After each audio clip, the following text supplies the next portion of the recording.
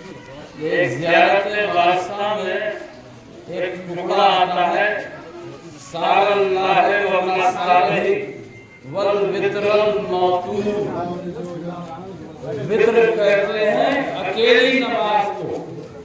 ये सिर्फ ऐसी नमाज है कि जो एक रकअत पढ़ी जाती है, उसे नमाज वित्र कहते हैं।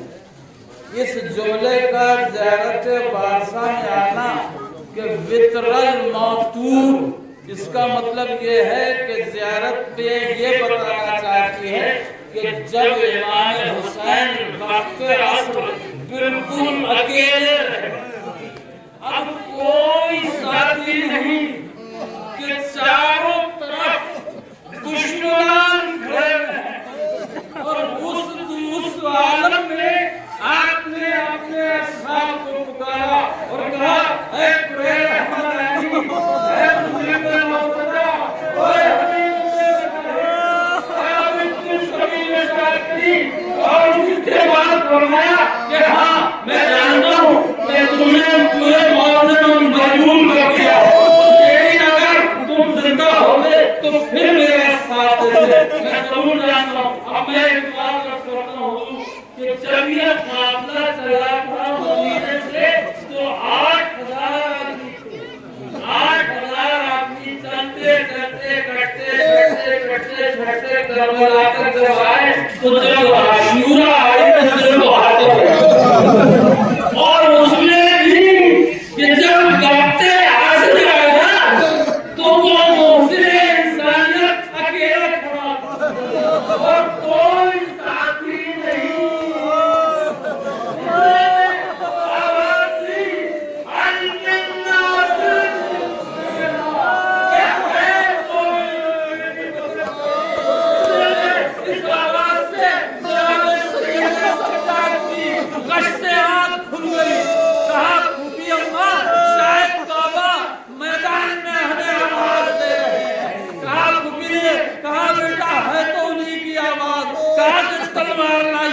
तलवार लेकर चले, इतनी ताकत थी कि खड़े हो गए, लेकिन तलवार खट करती भी चली और खेमे तक आए। उधर जनाबे इमाम मज़लूम ने कहा, बहन ज़ैनब इन्हें बाहर ला, इन्हें बाहर ला।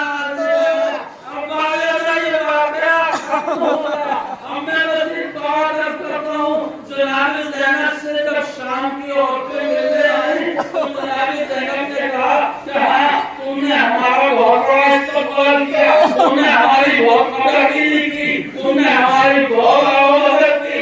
अगर कोई पत्थर अब भी मारने के लिए हो तो मेरा सहारा, तो मेरा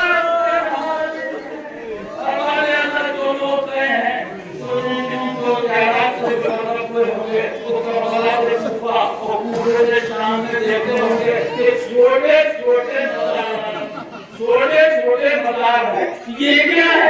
यानी 28 बच्चे थे जो करबला में थे, जब वापस गए शायद 4 या 5 बच्चे थे, अब वहीं शहीद हो गए। उसमें करना चाहता हूँ और नौजवानों ये है कि बीवियों के पीछे से ये भाग बने हुए थे। जब तो बेकचारा ऊँटों पर बैठती थी तो बच्चे फिसल कर नीचे गिरते थे और कोई बच्चा ऊँट के पैरों से उछल कर मर गया, कोई बच्चा घोड़े के पैरों से उछल कर मर गया। बस आखिर में काफिला मदीने पहुंचा तो बशीर ने जो आवाज दी तो जनाब सुरा ने कहा जनाब उम्मे सलमा से कि शायद काफिला आ गया तो हमें उसकी जाकर इस्तकबाल करना चाहिए।